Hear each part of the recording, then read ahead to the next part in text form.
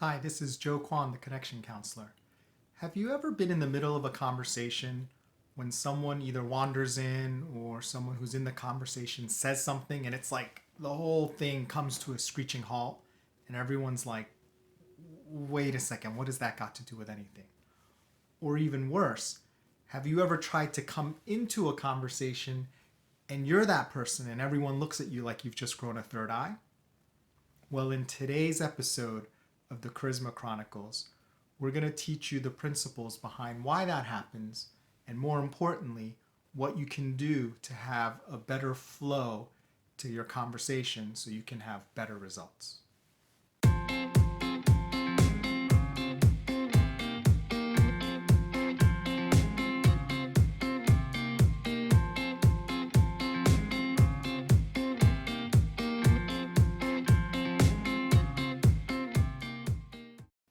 Welcome to episode 3 of the Charisma Chronicles, Find the Flow. Now, I'd like to start off with a bit of an embarrassing story about times where I totally did the opposite of what we're going to learn about today. So please learn from my mistakes. So typically, I'm at work and I come home and sometimes I have a good day, sometimes I have a bad day. So typically what I would do is I'd come in, and if I'm having a good day, I'd be like, hey, honey, hey, son, you won't believe the amazing thing that happened to me. This is so great. And if I had a bad day, I might come in and my energy might be a little low and I might be kind of down, and I would bring that into the house. And in both cases, when I was up, I would kind of, expect or want people to be up with me. And when I was down, I would kind of want a little bit of soothing and comfort. But here's the huge mistake that I was making. And the reason why I started doing something differently, I can't remember whether it was a training I took or a podcast that I was listening to. It was about taking a moment to understand the energy that's in the room before you enter the conversation, right? So, what I should have been doing and what I've started to do from now on is when I come in, I'm still happy or I'm still sad, but I don't just launch into my own thing. I just take a moment as I come in, and before I say anything, just look at my family. Just feel the energy in the room. Are they laughing and having a good time? So maybe when I'm down, I can see, hey, they're having a good time. Maybe I join on that and not bring them down so much right away. Or maybe they're down and I'm like super happy. Maybe something bad happened or there was an argument, and I come in like, hey, isn't life great? Everything is awesome. And they're looking at me like, geez, don't you see that, we're really upset here? So the key here is it's really important to understand what's going on around you if you want to be charismatic. You have to understand the energy in the room so you can connect to it first and then move to a better place.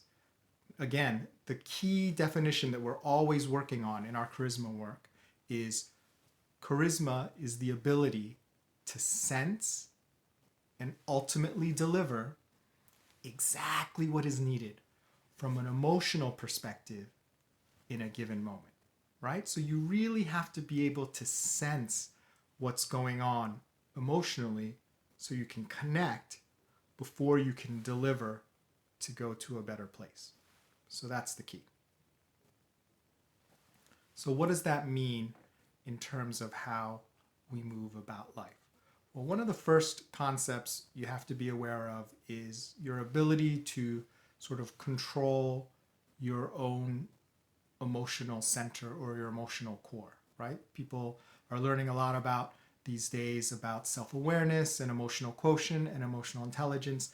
And this is like foundational, right? Your ability to just be able to be steady where you are. Not that you don't feel anything. No one's asking you to be the Terminator or a mindless, feelingless robot. But it's more about just not allowing your emotions to run you and carry you away. So you're able to feel them and process them, which is very important. You should always process your emotions, don't deny them, because they end up exploding later in horrible ways. But to be able to process them, but still remain centered and yourself and not some person that's been taken over by whatever they happen to be feeling at the moment. So that's one key, that you have to really keep your emotional center as you go in, because when you do that, you're better able to see what's going on with other people, right? So let's go back to the original example where I was coming in and just not being aware of what was going on with my family. If I'm so happy and I'm on board the happy train and I'm just going boom, boom, boom, boom, boom, boom, like 90, 120 miles per hour, I'm not able to really pick up the signs as well of what's going on the sad train, right? And vice versa. If I am just so down on myself or life, I can't really sense the joy, the curiosity, the creativity that may exist right in front of me for other people. And I tend to see everything through my own lens. So that is a key to really keep your emotional center so you can be more aware of what's going on and find that flow so you can be more charismatic. So today we have a special treat. We're going to head into the next section of this Charisma Chronicles episode, which is the Charisma Corner. And today we have a very special guest and special format, my good friend Zack Messler. And we were able to get this version of Charisma Corner on video. So you'll see both Zack and myself on video. And he will share about a time where he was extremely charismatic, and then we'll explore that a little bit and break it down. So here we go, Charisma Corner with Zack Messler.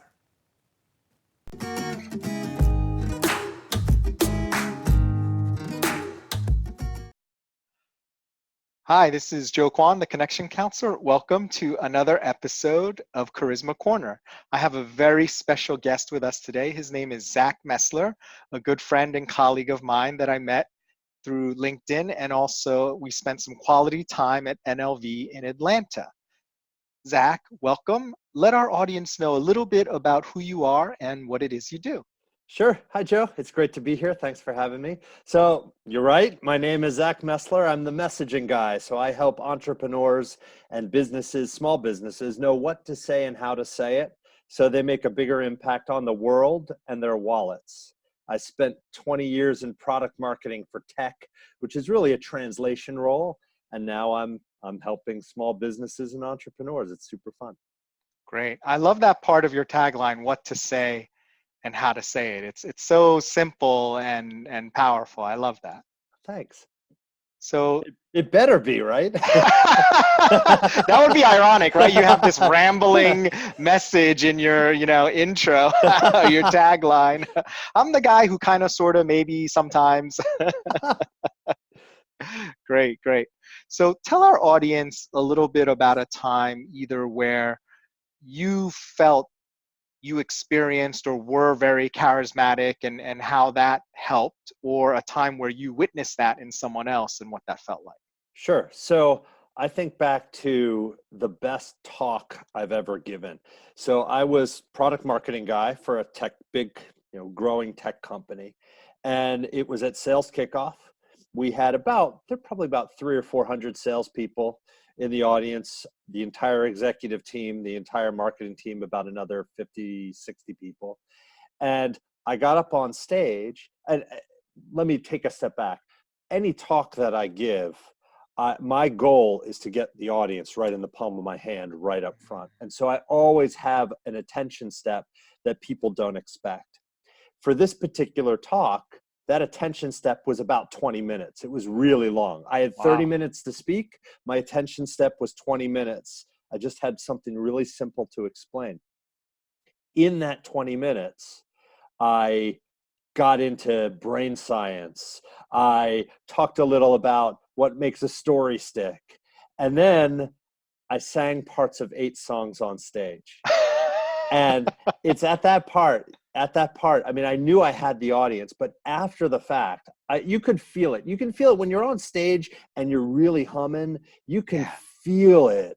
Even if you can't see past the first few rows, you can just feel that energy. And I had it. And that's why I say, like, that is the moment where I felt most charismatic. And I know it too, because after the fact, people would come up to me and they said, my gosh, I wish I could do that. That was amazing. How do you, and I had felt like I had swarms of people up on me afterwards. It was kind of cool. So let's peel the onion a little bit. A couple things that I heard you talk about there, which I find very interesting, is one, this sense of the energy, right?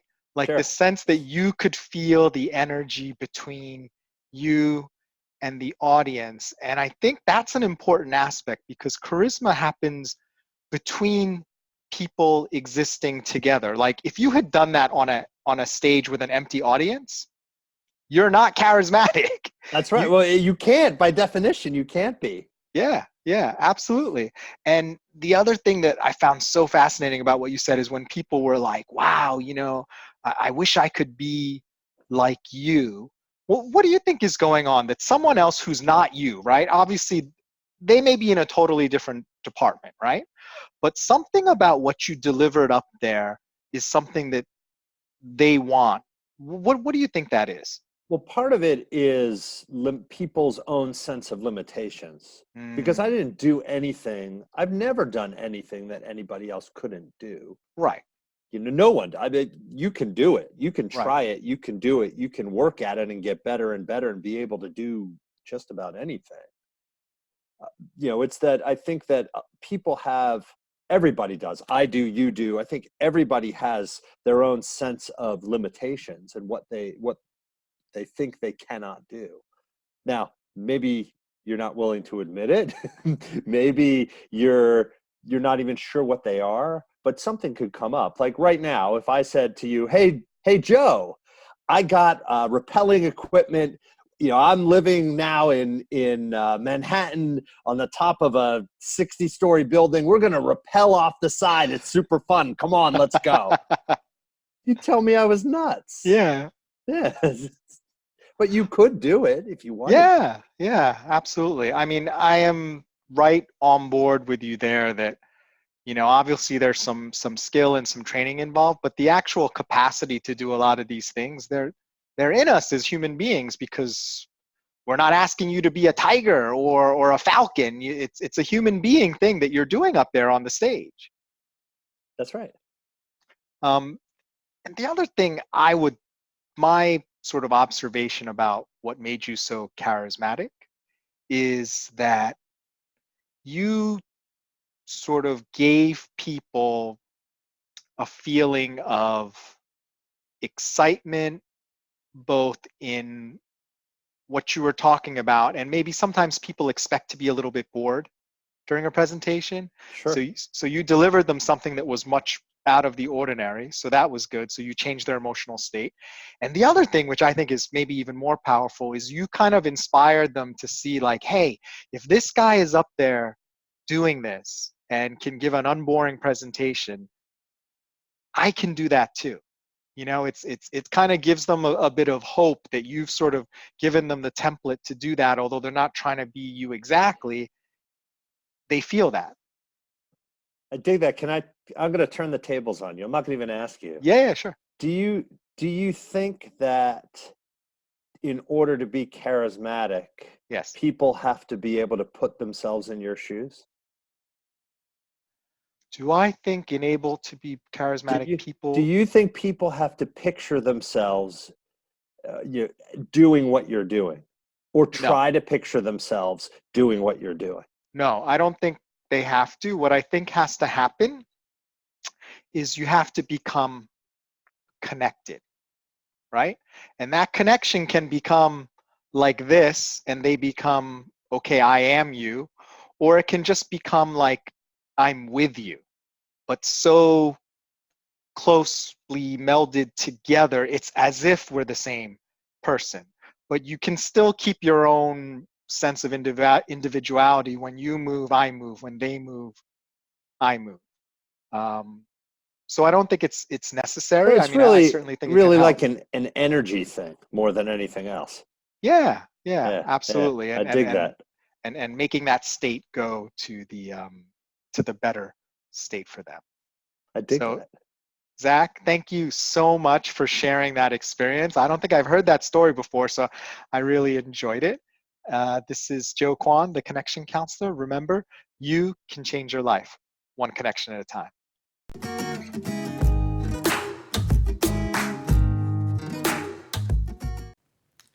Thank you, Zach, so much for sharing that story on Charisma Corner.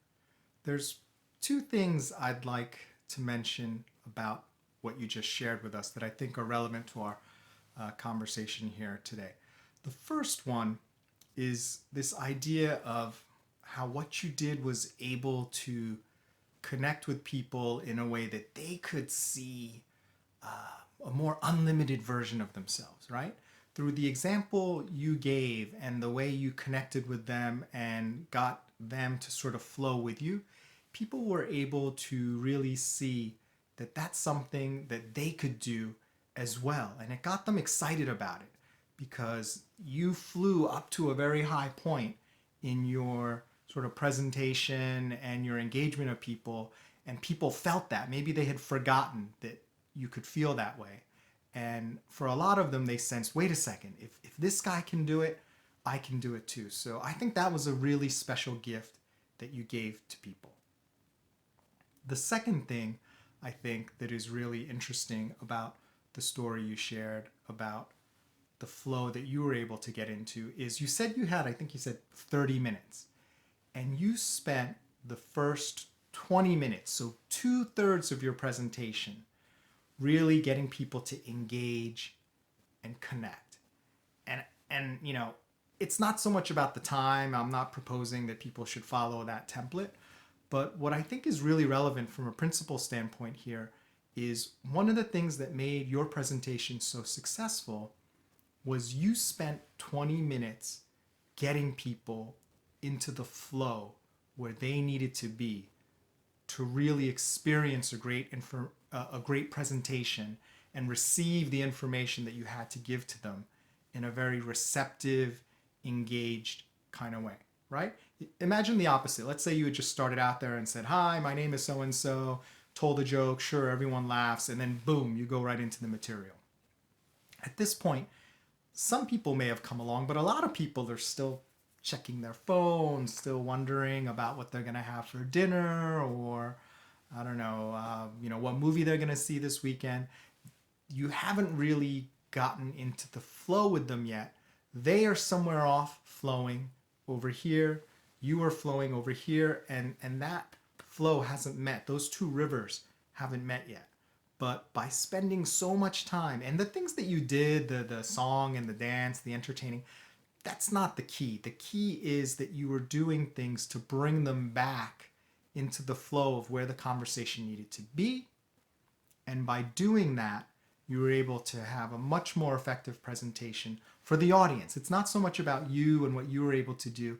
It's that the audience really had a great feeling of, wow, this guy really did a great job for me. I thought this was going to be boring. I thought maybe it's going to be the usual corporate thing. I'm not going to get the information I need or have anything inspiring to hear. But they were surprised pleasantly because you helped get them into the flow and you also delivered with the substantive information. So I think your story today was really appropriate and great to fit into our episode today of Find the Flow. So thank you, Zach. So now here we come to the more practical part of the episode where you may be wondering, okay, Joe, theory. What can I do, right? Show me the money. What can I actually do to get into the flow? And we will discuss that in our Charisma Kata coming up, where we'll talk about a Charisma Kata that I like to call Surfs Up, which will use some principles founded in improv comedy or improvisational comedy to help you find the flow and have a much better interaction with people. So Charisma Kata for Find the Flow will be Surfs Up.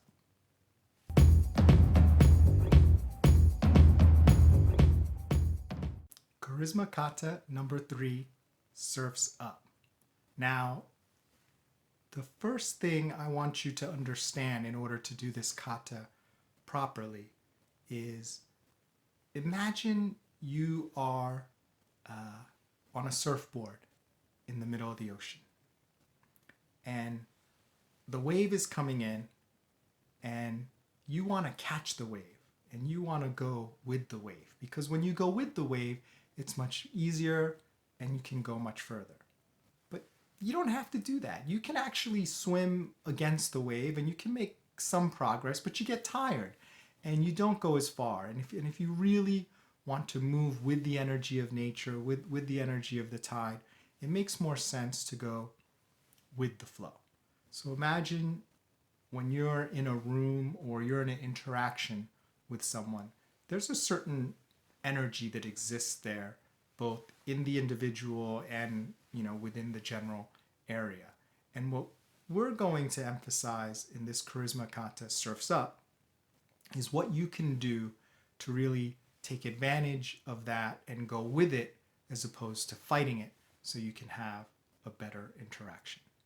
So this charisma kata comes from improvisational comedy. It's an exercise called yes and. So what I want you to think of is when you're swimming, you go left, right? You move your hands left, right. And I want you to think of that first sort of swim stroke that you make as yes, and the second stroke that you make as and.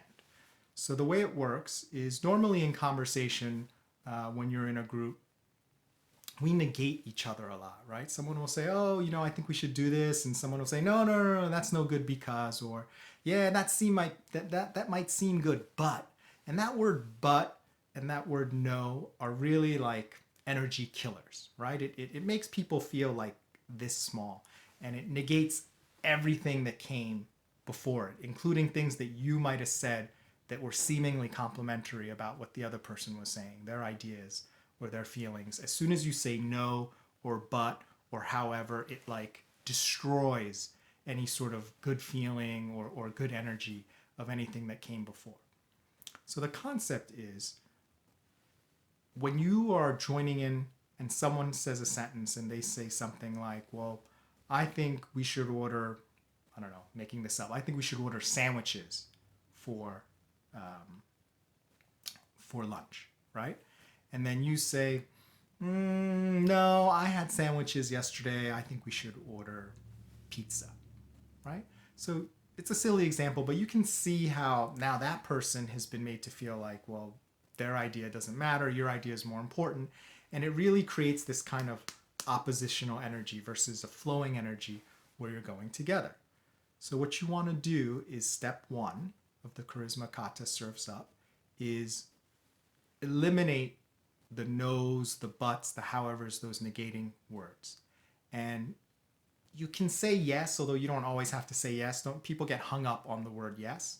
But the concept is to move forward with allowing their idea to be, and then also adding on top, right? So you can add your own opinion without beating up on someone else's or negating someone else's. So let's use the sandwich example. Jim will say, I think we should have sandwiches today, right? So in response, if you really want pizza and you're not feeling a sandwich, you could say, yeah, Jim, sandwiches are so amazing. And there's this great pizzeria that has great sandwiches as well. Maybe we could order from there and we could get pizza and you could get a sandwich as well. So you notice how that energy is different. It's really subtle, right? You haven't agreed to do what Jim wants to do, but you've allowed that energy to still be there, where he wanted sandwiches and you're like, okay, that's cool that you want sandwiches, and let me tell you a little bit about what I want. So you could do it another way. You could say, Jim say, yeah, I really want sandwiches. And you could say, yeah, sandwiches are awesome. They're so delicious and they're so healthy. Maybe there's some, maybe is not the right word. So you could say, yes, sandwiches are really awesome. And there are other awesome options as well in this area. Does anyone else feel like they would want some pizza or something like that? So basically what you're doing is you're removing that really negating no and but type sort of idea. So step one is to eliminate the no's, the buts, and the howevers.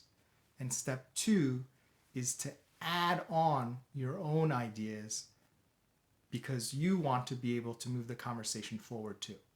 So those are the two steps. So surfs up, kata.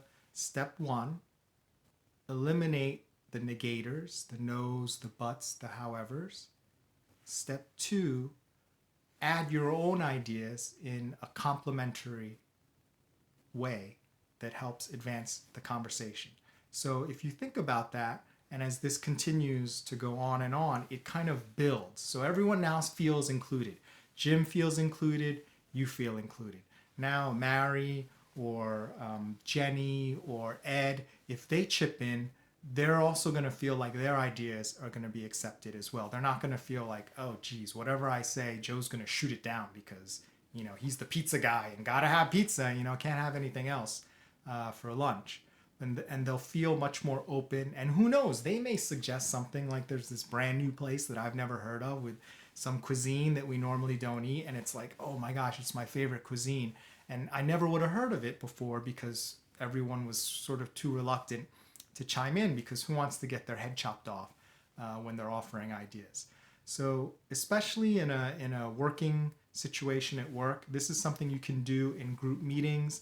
I see this happen all the time, and it's not intentional. You know, people are trying to collaborate and they're trying to help, and they don't realize that by using those negating words, it is sending a really sort of stifling energy, and it just cuts people off, it cuts people down, and it really takes away from your charisma because it doesn't help the person feel good about themselves, their idea.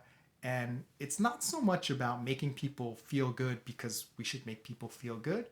It's about people can perform their best when they feel safe and they feel open and they feel like they can trust you. And that's why this element of charisma, find the flow, is so important and will be so helpful to you in all your interactions. So thank you for listening to Charisma Chronicles episode number 3, Find the Flow. More episodes are on the way, but in the meantime, feel free to check out all the resources in the description. Would love it if you would sign up to the Connection Counselor community, as well as reaching out to me on social media. I love to get the feedback and I want to hear what you think about these episodes, what's good, what's bad, whether it's helped you. And especially what I love to hear is stories where people have implemented something and it's sort of worked better than they even thought it would. Definitely want to hear about those, and I integrate them and I use them in my lessons going forward.